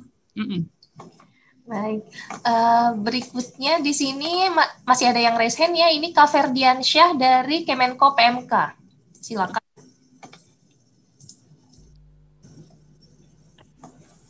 Halo, selamat siang. Siang Pak Ferdiansyah. Kak Friska dan teman-teman dari Perpustakaan Nasional yang menginisiasi acara ini, yang menurut kami bagus sekali ya. Kak Friska dan teman-teman Bapak Ibu semua, ada pertanyaan nih yang sebenarnya ingin kami tanyakan. Saya di sini sebagai penggiat literasi sekaligus juga karena Kemenko PMK mungkin regulator ya, bagian dari regulator juga yang berhubungan dengan Perpustakaan Nasional di sini.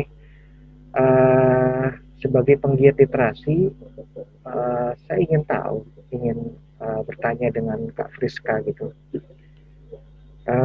Bagaimana sebenarnya cara membuat lingkungan keluarga gitu menjadi agen-agen literasi? Karena jujur ya, dengan imbas PJJ sekarang kan otomatis semua kegiatan itu basisnya harus lewat handphone ya. Walaupun sebenarnya untuk kota-kota besar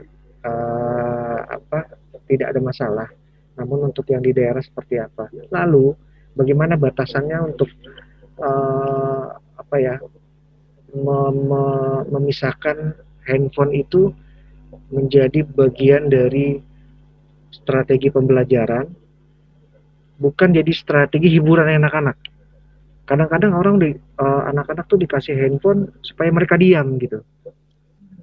Nah itu jadi parentingnya seperti apa? Strategi parentingnya sambil mengisi kemampuan literasi anak-anak itu. Satu pertanyaannya itu. Kemudian tadi saya dengar ada pekan literasi ya. Ini bagus sekali juga. Tadi ada festival literasi. Saya ingin tahu konsepnya seperti apa. Mungkin kalau saya lihat partisipasi anak-anak kan didorong ya untuk lebih terlihat di sini. Nah, saya ingin tahu bagaimana pelibatan semua pihak, bukan cuma dari sisi anak-anak. Tadi Mbak Friska bilang bahwa komitmen pimpinan ya itu perlu ya. Cuman bagaimana dengan yang lain gitu ya? Bagaimana melibatkan mereka bahwa ini bukan cuma hiburan, tapi ini bagian dari strategi pembelajaran. Menurut saya itu. Sehingga ini bisa kontinuitas, bukan cuma selesai hanya menyelesaikan satu kegiatan itu aja. Terakhir, Mbak. Mungkin minta pendapatnya gitu ya. Tentang sekarang kan ada dana desa ya. Di Perpustakaan Nasional sendiri kan memang ada dak fisik untuk transformasi perpustakaan berbasis inklusi sosial. Nah, saya ingin tahu Mbak Friska juga teman-teman yang lain penggiat literasi itu sebenarnya bagaimana konsep perpustakaan desa itu membangun dirinya sehingga buku itu menjadi hulunya, penguat hulunya, agar literasi itu bisa berinklusi gitu. Nah ini kan kalau saya lihat perpustakaan hanya untuk mengisi kegiatan. Nah bagaimana caranya Mbak Friska nih, saya minta pendapatnya penggiat literasi itu menginklusikan anak-anak itu bisa memiliki kemampuan skill sosialnya lebih gitu. Sekian itu aja, Mbak. Terima kasih.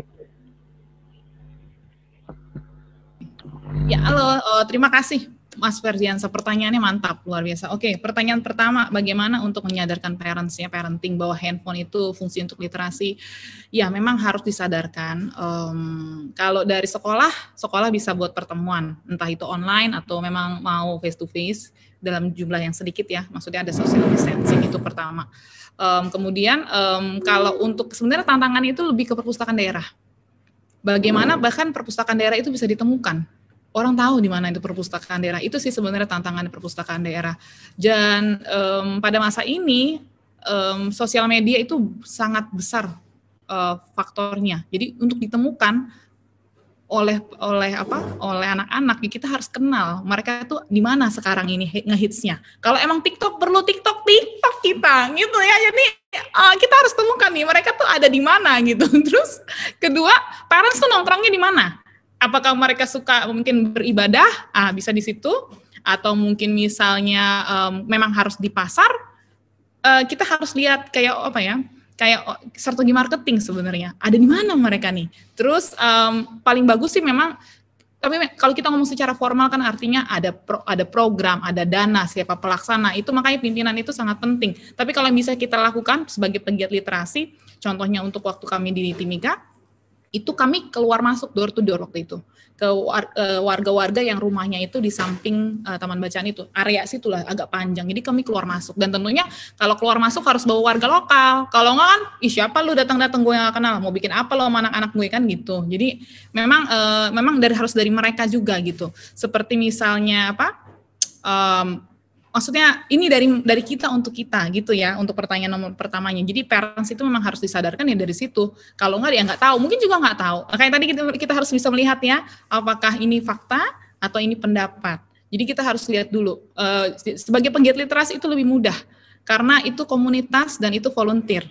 Kalau ngomongin soal struktur, nah itu pimpinan sangat mendukung gitu ya. Jadi seperti itu. Kemudian yang tadi bagaimana yang nomor 2 ya, bagaimana supaya pekan literasi itu bukan cuma sekedar lewat gitu ya, jadi menjadi kontinuitas gitu, berlanjut. Jadi memang sekali lagi memang ketika kita dikasih pimpinan menjalankan, itu kan artinya sudah dapat support.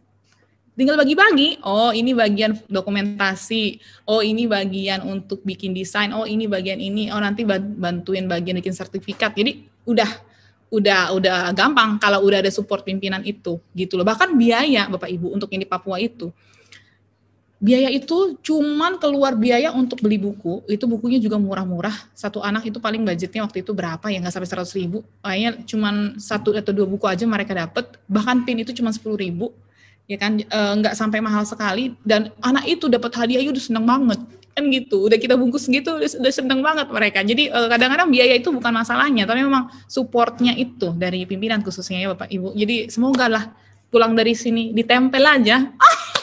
Bosnya gitu ya. Kemudian dana desa, aduh ini dana desa lagi. Sebenarnya waktu pertama kali saya dengar ada dana desa itu saya bahagia sekali karena ada dana perpustakaan di situ. Itu dari Bapak Jokowi. Udah dipikirkan itu untuk kita semua. Nah, permasalahan nih waktu di Papua. Ini yang hadir siapa ya? Ada oknum. Oknum nih bicara begini. Mbak Priska, bikin dah perpustakaan lah. Nanti uang gampang lah dari dana desa ini. Tapi ada lah ya yang buat saya. Nah, pernyataan seperti inilah yang membuat saya malas. Saya tidak tertarik untuk hal-hal seperti ini. Jadi akhirnya waktu itu keputusannya kami dengan teman-teman volunteer kita bikin taman bacaan independen.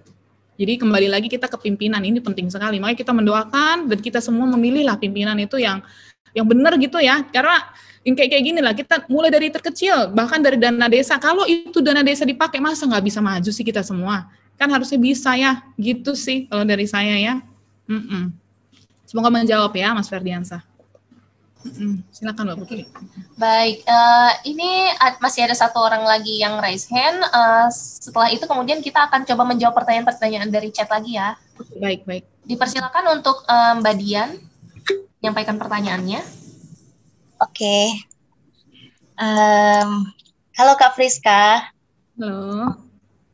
Ya, seru banget tadi ketawanya bikin saya juga ketawa padahal baru bangun. Ya begitu ciri-cirinya. Iya, perkenalkan nama saya Dian. Saya bukan pustakawan, tapi saya suka baca dan pernah mengajar juga di SMA. Jadi pernahlah berkecimpung langsung dan bertemu langsung dengan anak-anak. Nah, dengar-dengar dari tadi banyak pertanyaan. Saya sharing sedikit ya. Dari mana saya mulai mencintai membaca itu dari orang tua saya.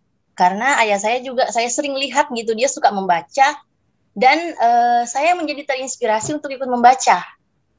Terus ketika saya mengajar waktu itu, sini deh, saya lihat anak-anak itu jarang yang mau membaca. Akhirnya kan saya mulai berpikir, mungkin nggak sih saya bisa membaca itu, mencintai membaca itu bisa diterapkan juga ke anak-anak yang lain. Nah, kebetulan waktu itu saya cukup dekat sama anak-anak. Jadi saya membaca di depan mereka. Dan dari situ mereka mulai tertarik gitu, Ibu baca apa sih setiap hari? Dan akhirnya saya bilang, ini bukunya bagus loh. Dan saya bilangin, kamu baca deh. Dan akhirnya mereka banyak yang membaca itu untuk anak SMA. Dan ya dari situ sih caranya kita bisa mungkin mengajak anak-anak untuk membaca. Nah, karena saya suka membaca itu, saya sama bapak saya itu akhirnya kerjasama, kita bikin, kita koleksi buku lah. Jadi saya dari kecil itu, dari SMP mulai beli-beli buku, disimpan gitu buat semacam koleksi perpustakaan sendiri. Jadi insya Allah kalau misalnya ada suatu saat nanti udah lumayan banyak, itu kita bisa buka untuk umum. Sekarang sih udah ada sebagian yang datang gitu, tapi nggak sebanyak-banyak. Nah, yang ingin saya tanyakan untuk Kak Friska, karena Kak Friska kan sudah punya banyak sekali relasi teman gitu yang sama-sama pustakawan. Bagaimana ya caranya supaya mendorong anak-anak itu untuk anak-anak usia sekolah seperti SMP atau SMA untuk lebih tertarik bacaan-bacaan sains. Kalau misalnya bacaan-bacaan kayak novel atau cerita-cerita bagaimana begitu, itu kan mudah ya bagi mereka untuk ikut membacanya. Tapi kalau misalnya kayak bacaan sains tuh, saya juga bingung gimana caranya ya supaya mereka itu bisa tertarik untuk membaca bacaan-bacaan tersebut. Seperti itu sih, Kak. Kasih. Baik, terima kasih Mbak Dian. Terima kasih sudah sharingnya. Berarti udah menjalankan ya jadi ambasador literasi. Oke, nah untuk tadi ya supaya suka sains, ini bagus banget pertanyaannya. Memang sangat baik ketika kita mulai segala sesuatu itu sedini mungkin ya. Jadi dari TK, SD itu kita sudah jalankan. Tapi terus gimana kalau kita udah situasi di SMP? Udah istilahnya udah dapetnya gitu ya. Nah, pertama dari pustakawannya sendiri atau kita pegiat literasi, kita harus baca, kita harus belajar. Jadi buku apa pertama yang mau kita sharing untuk anak-anak? Sains itu paling gampang adalah ketika kita tunjukkan kepada mereka eksperimen. Gitu. Jadi eksperimen entah mau bikin maket gunung meletus atau bagaimana perubahan massa dari es menjadi mencair atau jadi es lagi, itu seperti itu. Kalau mereka memang sudah bisa di dalam level berdiskusi jauh, bisa kasih mulai dengan challenge pertanyaan gini. Tunjukin ini siapa namanya SpaceX Elon Musk, tunjukin ada loh orang gila yang lagi mau bikin roket pergi ke Mars, dan roket itu besok terbuka available buat kita semua. Mereka bikin paket tour. Kalau mau bikin paket tour misalnya cuma ke Jakarta, ke Surabaya, ya ini ke Mars, Cin gitu. Tunjukin dari situ, kasih tahu mereka, belajar tentang kenapa misalnya contoh paling simpel ya, saya waktu sekolah nggak ngerti kenapa tiba-tiba guru kimia saya suruh saya hafal ada Fn, ada CO, O2, aku nggak ngerti sama sekali. Pokoknya gue taunya hafal aja, Fn itu besi, O itu oksigen, aku nggak ngerti sama sekali. Begitu udah di sini dan aku baca buku sains, akhirnya aku ngerti. Itu kenapa semua unsur elemen di Earth itu, di bumi itu kita sebut dengan kode-kode nama itu. Karena ternyata unsur kode-kode elemen itu ada di alam semesta. Jadi kita bisa menemukan Fe yang sama di Mars, kita bisa menemukan Fe yang sama di Jupiter, dan kita butuh sebuah nama untuk nyebut mereka. Sesimpel itu. Itu saya baru tahu setelah udah besar. Ketika saya baca buku sains anak SD di sini.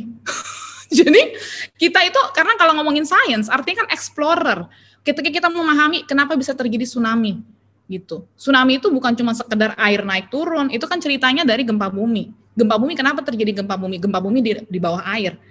kenapa terjadi gempa bumi itu kan ada lempengan di bawah yang bergerak. Lempengan di bawah bergerak bukan cuma di laut. Kita sekarang ini juga di bawah kita dia lagi bergerak tuh di bawah. Cuman kan pelan-pelan. Nanti akan ada momen ketika dia besar.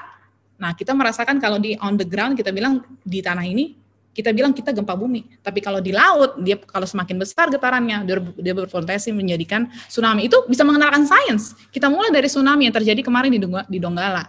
Seperti itu. Jadi kembali kita sendiri sebagai seorang pustakawan, kita juga harus belajar dan kita harus memahami bahwa kalau kita mau mengenal sains, memperkenalkan sains kepada anak-anak, kita sendiri juga kan harus paham ini datangnya dari mana gitu loh. Jadi Mbak Dian pasti bisa, ini udah bagus mulainya, kita bisa kenalkan sains untuk anak-anak, jangan khawatir. Dan kita bisa modify, kita bisa combine. Ini anak SD di sini saya lagi ngajar tsunami soalnya, baca bukunya, terus kasih tunjuk video YouTube tsunami di Aceh. Saya tanya mereka untuk berpikir apa yang bisa kita lakukan. Jadi kita ngomongin apa yang bisa kita lakukan ke depan. Pertama mereka bilang, bikin rumah tinggi, Miss. Tapi setinggi apa? Ingat loh, air itu bisa sampai 30 meter ke atas. Oh gimana ya, Miss ya? Oh, bikin alat apa? Nah, jadi mikir mereka tuh. Nah, gitu. Seperti itu ya, Mbak. Bisa pasti. Semangat. SMP, SMA juga bisa. Kita mulai. Baik, wah keren banget ini. Dari pertanyaannya tuh beragam, tapi jawabannya tuh daging semua, gimana ya Mbak? Daging mantap. Oke, kita lanjut ke pertanyaan-pertanyaan yang ada di chat ya. Silakan admin bisa ditampilkan pertanyaannya. Oke, ini tadi sudah. Dari Eka di Banda Aceh, pertanyaannya bagaimana cara pustakawan untuk memajukan pustaka yang koleksinya sangat terbatas? Silakan dijawab Kak Friska. Baik, terima kasih Mbak Eka, salam untuk Banda Aceh. Aduh jauh kali di sana, tapi rasa dekat ya kita ketemu di sini virtual ya. Oke, baik, bagaimana cara pustakaan untuk memajukan pustaka yang koleksinya sangat terbatas? Oke, pertama tadi ya, itu mindset kita. Kita bisa kontak paling mudah sih. Tergantung nih Mbak Eka ada di mana, di sekolah atau di taman bacaan. Kalau taman bacaan itu lebih mudah. Kalau sekolah artinya minta izin pimpinan dulu. Apakah kita bisa menerima sumbangan atau donasi dari pihak luar? Itu pertama. Donasi saya sangat suka kita tidak berhubungan dengan uang. Karena uang itu mengerikan. Dalam artian ini masalah transparansi dan kawan-kawan. Lebih baik terimalah buku saja ya. Itu saran dari saya. Terus biasanya sekolah-sekolah bagus, macam yang budgetnya gede ya untuk buku, sekolah internasional seperti itu, mereka biasanya akan melakukan weeding setahun sekali. Bisa diintip, dicari tuh pustakawan di sekolah internasional atau sekolah swasta. Kalau lagi ada penyiangan buku, bolehlah dibagi ke kami. Nah, itu ya, contohnya di sini juga ada nih soalnya. Terus kedua, cari komunitas pemuda. Ada di mana tuh komunitas pemuda? Tanya, kalian bisa bantu kah? Ini buku kita kurang gitu ya. Ketiga, bisa cari ke tadi ya, ke mungkin Karang Taruna tuh masih ada nggak sih? Bisa ditanya itu. Atau yang mungkin pemerhati pendidikan di lingkungan kita, mungkin dosen, atau mungkin misalnya yang kerja di perpustakaan. Tapi ini udah di perpustakaan sih ya. Jadi biasanya orang-orang yang punya literasi ini, mereka punya kenalan biasanya, itu bisa ditanya. Keempat, carilah yang free. Ya tadi ya, saya memang nggak sempat tadi waktunya, tapi tadi di slide terakhir itu ada tulisan-tulisan di Pustakaan Dunia, itu free resources, semua yang gratis untuk kita bisa akses, untuk e-book. Untuk Let's Read Asia itu malah kita bisa download. Kita bisa download filenya, ada pilihan mau jadi PDF, atau mau jadi EPUB, bisa baca di slide, di handphone gitu ya, tapi bisa print juga kita bisa print. Gitu, itu bagus banget ya, nanti Mbak Eka bisa cek ke situ. Silakan Mbak Putri, semoga bisa menjawab. Baik, semoga bisa menjawab ya Mbak Eka. Untuk pertanyaan berikutnya silakan. Oke, dari Agus Sunarto di Serang, Banten. Kak, bagaimana cara untuk menumbuhkan minat baca anak yang lebih senang dengan game online? Kemudian, ketika minat baca itu tumbuh, terus koleksi literasi di perpustakaan kita kurang memadai, bagaimana cara untuk menyikapinya agar anak tetap memiliki minat baca yang tinggi? Baik, terima kasih Mbak Mas Agus ya, dari Serang, Banten. Baik, ini kebetulan memang anak-anak ini heboh ya di sini. Aduh, mereka juga suka main game online. Tapi again, jangan ambil ini sebagai fixed mindset. Anggap ini growth mindset. Kita ambil sebagai kesempatan. Jadi justru saya memperkenalkan siapa sih yang bikin game online kamu itu, gitu. Jadi kemarin itu mereka banyak Minecraft Miss, gini main, gitu. Jadi saya kenalin siapa itu yang menciptakan Minecraft. Minecraft itu apa? Kita baca bukunya sama-sama. Ini online Bapak Ibu jangan berpikir kita bayar ini gratis, yang tadi saya tunjukkan ya, Get Epic atau dari apa tadi yang Let's Read Asia, itu kita sharing screen, itu kita baca sama-sama tentang siapa pencipta Minecraft Notch, terus growth-nya dari yang tadinya game simple sampai udah pakai virtual reality, jadi mereka tahu apa itu virtual reality, terus kenapa itu menjadi game itu menjadi raksasa gitu, jadi besar. Kenapa Miss ya gitu? Itu karena uang. Emangnya?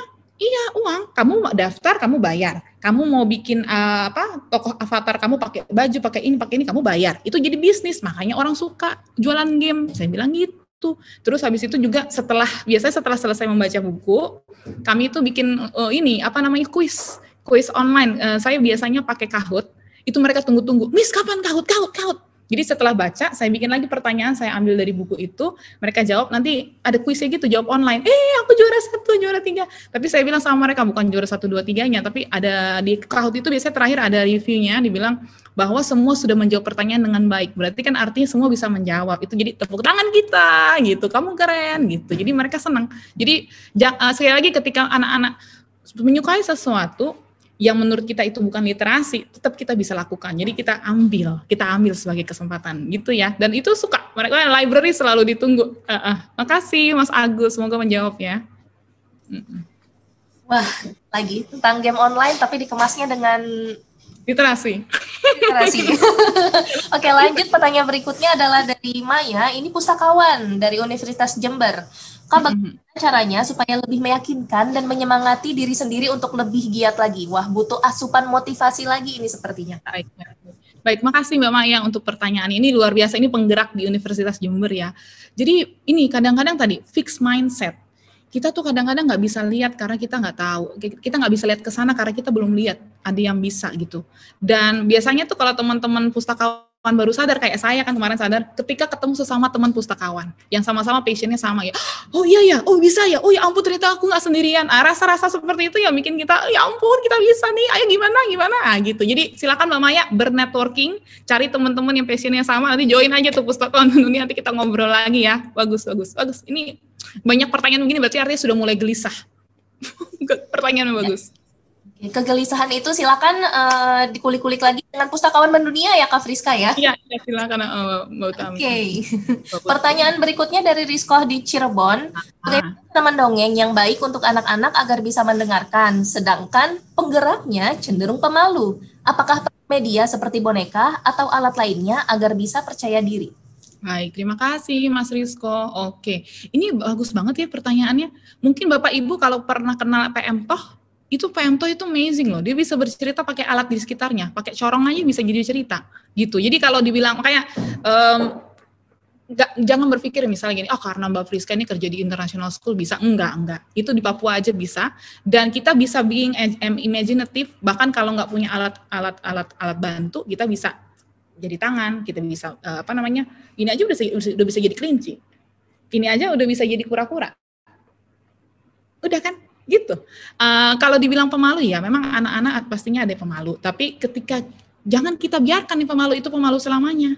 Gitu. Jadi kita kasih, ayo kamu yang bercerita. Pelan-pelan ditungguin aja, bisa. Terus begitu udah selesai, walaupun temennya mungkin gini-gini mukanya, jangan kita kritik di depan umum. Misalnya, suaranya keras dong lain kali, kok suaranya keras? Jangan gitu. Yang dia udah ada usahanya sedikit itu, udah bagus itu. Kita kasih tepuk tangan, makasih ya bagus ceritanya, nanti lain kali lagi ya, gitu. Jadi, pelan-pelan aja kalau buat yang pemalu itu. Tapi tentunya dicontohin ya nanti sama Mas Rizko ya, kehebohannya. Nanti anak-anak nuler deh tuh. Ya, silakan Mbak Putri. Kalau penggeraknya yang cenderung pemalu Kak, bagaimana nih Kak? Penggeraknya? Pendongengnya sepertinya. Pendongengnya yang pemalu? Iya, justru pendongengnya yang pemalu ini sepertinya. Praktis lah, latihan kalau begitu. Oh, berarti kitanya ya? Kalau giat literasinya pemalu. Gitu. Bisa dengan nonton video, bercerita itu kayak apa. Saya ada di YouTube tuh, Pustakawan Mendunia juga bisa dicek. Saya mendongeng, ada bukunya, ada main suaranya, ekspresi saya silakan bisa diikuti kekonyolannya. Jangan ketawa ya Bapak Ibu kalau lihat itu, tapi latihan terus melihat orang-orang bercerita gimana. Karena bercerita itu kan sebenarnya kita berekspresi. Jadi kalau misalnya kita sendiri senang sama ceritanya, mungkin hanya karena kurang percaya diri bisa berlatih mungkin depan cermin dulu, atau minta siapa yang ngeliatin dulu, tapi itu natural. Nanti ketika kita sudah menguasai ceritanya, pasti itu udah kayak kita ngomong biasa sebenarnya, gitu. Latihan ya Pak, bisa. Latihan terus ya yang penting ya. Iya bisa. Oke, pertanyaan berikutnya dari mana ini? Ya, dari Evi di Yogyakarta. Bagaimana trik mengubah mindset pustakawan yang masih kaku sehingga dapat lebih seru untuk memberikan layanan kepada para pemustakanya? Oke. Ini kembali lagi memang betul ini pertanyaan Mbak Evi. Memang ke mindsetnya kita. Ketika kita merasa ya udahlah gini-gini aja lah. Udah datang syukurlah, tak datang ya udahlah. Nah kalau memang begitu ya nggak bisa gitu. Jadi memang harus disadarkan bahwa melalui profesi kita, perpustakaan, pustakawan, pegiat literasi, kita itu bisa mengubah banyak. Bapak Ibu, saya itu satu pustakawan aja sendiri di Papua. Cuma sendiri saya itu, nggak ada teman saya untuk berbagi itu gitu loh. Tapi maksudnya orang itu kebuka pintunya gitu loh, bisa bantu gitu loh, ada di dalam situ. Dan akhirnya sama-sama ada perubahan itu. Jadi kadang-kadang kalau memang pustakawan memang masih kaku, memang belum sadar tugasnya itu begitu berharga gitu. Dulu saya pernah ikut pelatihan di Perpusnas, ada jokesnya gini nih dari Pak Materi, dia bilang gini, Bapak Ibu tahu tidak, pustakawan itu adalah orang-orang terdepan di pintu surga. Itu katanya. Oh langsung, kenapa nih, yakin sekali Bapak ini gitu kan. Ya karena kita amal ibadahnya baik, membuat orang jadi pintar gitu. Jadi mungkin itu bisa jadi jokes ya di antara kita, tapi you're happy. Oh iya, kita makanya kembali lagi. Why we are doing this? Kenapa kita melakukan ini? Gitu ya. Gitu. Semoga Mbak Evi tetap semangatnya ada. Terus untuk teman-teman mungkin Mbak Evi bisa menjadi contoh juga. Kalau ada itu tadi misalnya baca buku gitu, bisa cerita lagi baca, atau mungkin update status lagi baca buku, Instagramable gitu ya. Itu udah bisa sedikit menginspirasi teman-teman lah. Silakan dilanjutkan Mbak Evi perjuangannya. Oke. Berikutnya ada pertanyaan dari Saridah di Serang, Banten. Bagaimana cara atau trik menumbuhkan minat baca pada anak usia dini? Sepertinya tadi sempat disinggung ya Mbak ya? Iya baik Mbak Putri. Betul sekali. Ini saya tambah lagi kemarin nonton video penelitian dari Jerman. Jadi katanya 5 tahun pertama itu adalah masa emasnya anak-anak. Percayalah Bapak Ibu, walaupun anak itu tidak mengerti, bacakanlah buku di depan mereka. Bacakanlah buku di depan mereka, walaupun mereka tidak mengerti. Kita nggak nyuruh mereka baca, kita bacain aja depan mereka. Itu mereka belajar. 5 tahun pertama Bapak Ibu ya. Jadi yang punya anak di rumah juga, ini juga inspirasi buat saya yang masih lajang gitu ya, besok berkeluarga, ngerti nggak ngerti, gue bacain buku. Gitu ya, semangat terus. Tadi mungkin di presentasi yang tadi bisa udah kelihatan sampel-sampelnya ya. Nanti bisa dilihat lagi. Terima kasih, silakan Mbak Putri. Oke, satu pertanyaan lagi. Ini ada dari Bambang Amir Al-Hakim di Lamongan. Pertanyaannya, bagaimana kiat-kiat memotivasi belajar anak, mengingat sekarang anak-anak kita pada maniak gadget, yang mana konten yang dicari cenderung game dan konten di luar belajar. Oke, baik. Ini memang balik ke parents ya, balik ke orang tua. Anak itu kan nggak bisa mengatur dirinya. Orang tua yang bisa mengatur anak. Jadi untuk solusi terbaik untuk ini, mungkin bisa orang tua kasih jadwal, misalnya jadwal membaca buku itu sekitar, untuk bermain game misalnya seminggu sekali, atau seminggu 2 kali kalau dia nggak sanggup seminggu sekali, terus dibuat jamnya, diawasi. Gadget itu kita yang pegang, gitu loh, bukan anak. Bisa, itu kreativitas parents. Bisa aja bilang, kalau udah lewat jam tidur, handphone semua taruh. Tapi harus adil, jangan cuma anak dikasih aturan begitu, orang tuanya sementara sibuk gini kan, anaknya main game, ya nggak bisa. Jadi itu harus kesepakatan bersama. Jadi kayak misalnya contoh yang di sosial media kan dikatakan begitu, ketika kita membaca buku, ketika kita makan misalnya, handphone semua ditaruh di atas meja makan, nggak ada yang pegang handphone seperti itu ya. Jadi saya pikir ketika anak bisa melihat orang tuanya juga disiplin, juga bisa menunjukkan bahwa orang tuanya juga suka belajar, itu anak juga akan ikutin gitu. Semangat ya Pak Bambang, bisa ini. Oke, ini ilmu parenting ya salah satunya ya. Kalau dicatat mungkin gak hanya untuk yang sudah berkeluarga, buat yang jomblo-jomblo juga persiapan loh. Ini penting loh. Tips dari Kak Friska. Oke, terima kasih kepada Bapak Ibu dan hadirin sekalian yang pertanyaannya banyak sekali ya, yang mohon maaf juga mungkin tidak bisa semuanya terjawab karena keterbatasan waktu juga. Dan perbincangan kita hari ini seru sekali, luar biasa, isi semua gitu ya.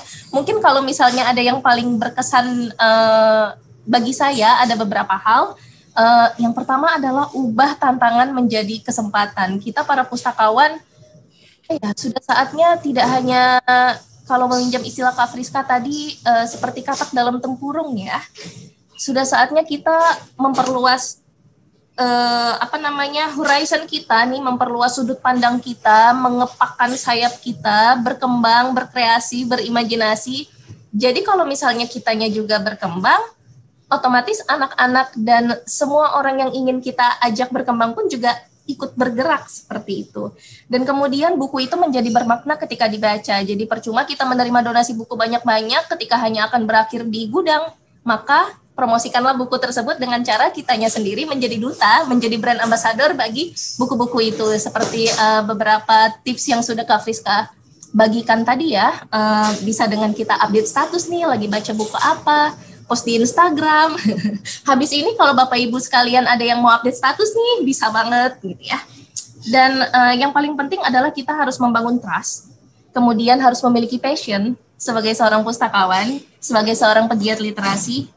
Maka dari itu mari pustakawan, mari bergerak, mari menjadi duta baca, agar kita bisa menggerak lebih banyak pihak lagi.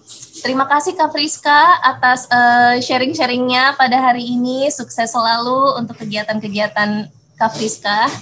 Terima kasih juga kepada Bapak Ibu yang sudah ikut dalam Lip Talks pada hari ini. Saya selaku moderator pamit undur diri. Acara saya kembalikan kepada MC. Baik, luar biasa sekali kisah inspirasinya dari Kak Friska. Semoga bisa menumbuhkan semangat literasi untuk menyebarkan ke pustakawan seluruh Indonesia. Baik, tiba di penghujung acara. Mohon maaf apabila ada salah kata. Terima kasih Kak Friska sudah menjadi narasumber pada pagi hari ini. Terima kasih Kak Putri telah membimbing acara sampai selesai dengan baik dan lancar. Baik, acara saya tutup. Mohon maaf apabila ada kesalahan kata.